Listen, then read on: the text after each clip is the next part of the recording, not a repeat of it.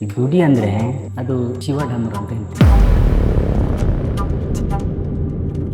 ಅದನ್ನು ಎಲ್ಲರೂ ಈಗಿನವರಿಗೆ ಬೇಡಲ್ಲ. ಮುಂದಿನ ಪೀಳಿಗೆಯವರು ಇದನ್ನು ದೈವದ ಅಥವಾ ನಮ್ಮ ಸಮುದಾಯದ ಒಂದು ಅಂದರೆ ಅದು ಅಳಿದು ಹೋಗುವಂಥದ್ದನ್ನು ಪುನಃ ನಾವು ತಿಳಿಯಪಡಿಸುವಂಥದ್ದು, ಅದನ್ನು ಉಳಿಸಬೇಕು.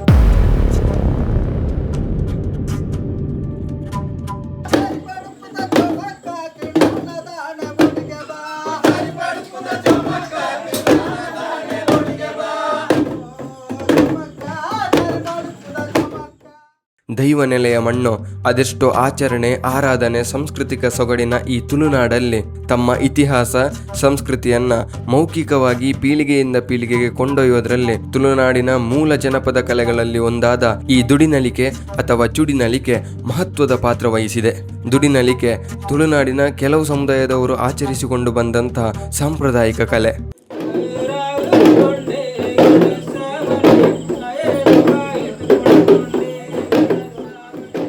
ದುಡಿ ಅಂದರೆ ಅದು ಶಿವಢಮರು ಅಂತ ಹೇಳ್ತೀವಿ. ಅದು ನಮ್ಮ ಹಿರಿಯರು ಸಂಜೆವರೆಗೆ ಕೆಲಸಕ್ಕೆ ಹೋಗಿ ಸಂಜೆ ಬಂದು ಅದನ್ನು ದುಡಿ ಬಡಿಯುವುದು, ದುಡಿ ಬುಟ್ಟುಣೆ ಅಂತ ಹೇಳ್ತೇವೆ ಕನ್ನಡ ತುಳಿನಲ್ಲಿ.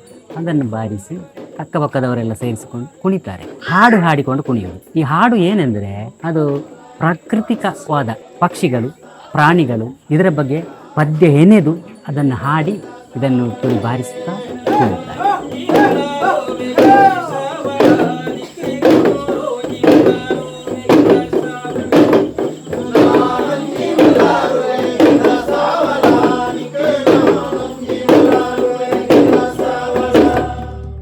ದಕ್ಷಿಣ ಕನ್ನಡ, ಉಡುಪಿ ಹಾಗೆ ಕಾಸರಗೋಡಿನ ಕೆಲವು ಭಾಗಗಳಲ್ಲಿ ಈ ಆಚರಣೆಗಳನ್ನು ಕಾಣಬಹುದು.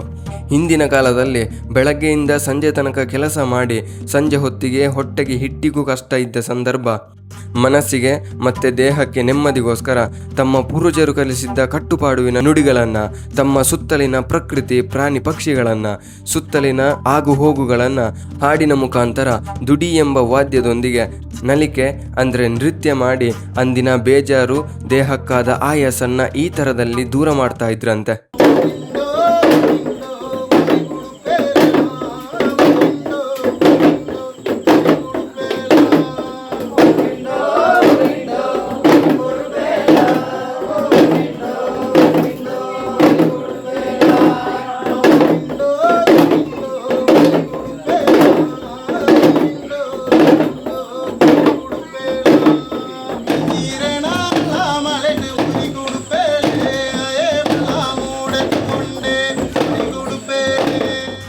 ಅದೆಷ್ಟೋ ವಿಚಾರಗಳು ದುಡಿನಲಿಕೆಯಲ್ಲಿದ್ದಾವೆ.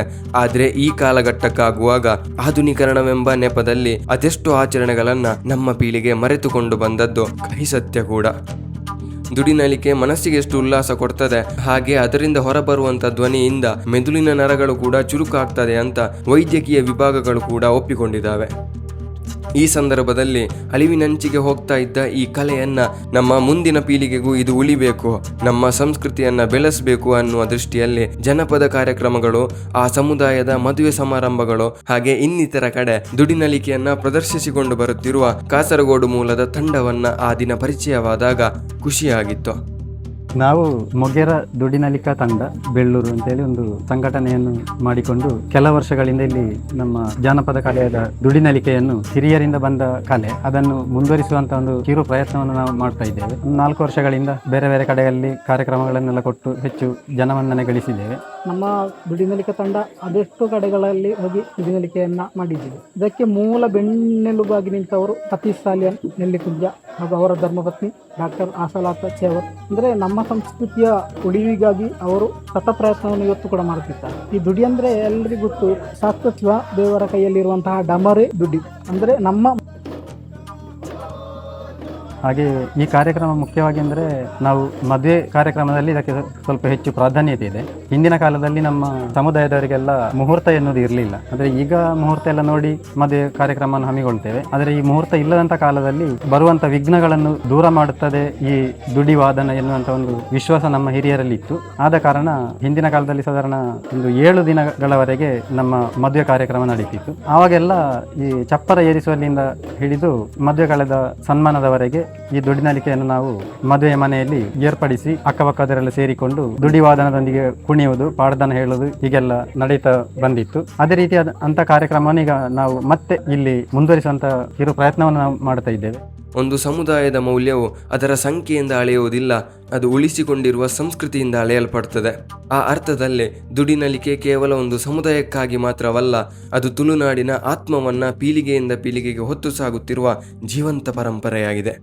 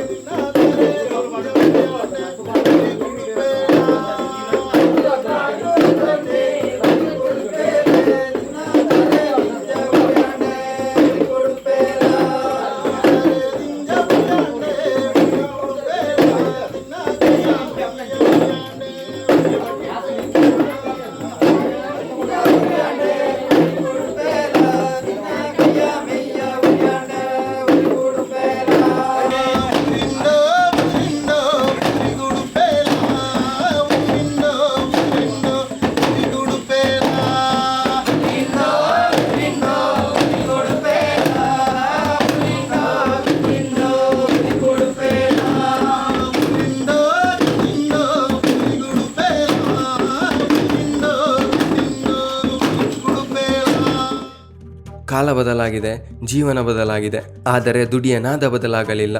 ದುಡಿಯ ನಾದ ನಿಲ್ಲದಿರಲಿ, ಸಂಪ್ರದಾಯದ ಬೆಳಕು ಆರದಿರಲಿ, ತುಳುನಾಡಿನ ಹೆಮ್ಮೆ ಎಂದೆಂದಿಗೂ ಮೊಳಗುತ್ತಿರಲಿ. ಇಂಥ ಅದೆಷ್ಟು ಜಾನಪದ ಕಲೆಗಳು ನಮ್ಮ ಸುತ್ತಮುತ್ತ ಅಥವಾ ನಮ್ಮ ದೈನಂದಿನ ಬದುಕಲ್ಲೇ ಇರ್ತದೆ ಅಂತ ವಿಶೇಷ ಆಚರಣೆಗಳನ್ನ ನಮ್ಮೊಂದಿಗೂ ಹಂಚಿಕೊಳ್ಳಿ ತಿಳಿಯುವ ಕುತೂಹಲದಲ್ಲಿ ನಾವಿದ್ದೇವೆ. ಸರಿ, ಹಾಗಿದ್ರೆ ಮತ್ತೊಂದು ಜಾಗದೊಂದಿಗೆ ಮತ್ತಷ್ಟು ವಿಚಾರಗಳೊಂದಿಗೆ ನಿಮ್ಮ ಮುಂದೆ ಬರ್ತೇನೆ. ನಿಮ್ಮ ಬೆಂಬಲದ ಎದುರು ನೋಡ್ತಾ ಇದ್ದೇನೆ.